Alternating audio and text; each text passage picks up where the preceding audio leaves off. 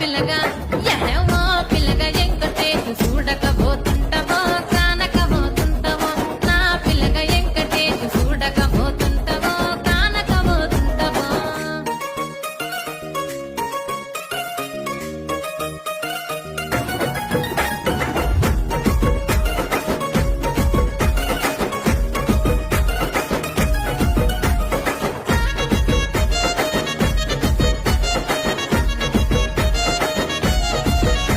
ఓయ్ కండ్లకు కాటుక వెడితే కన్యాకుమారి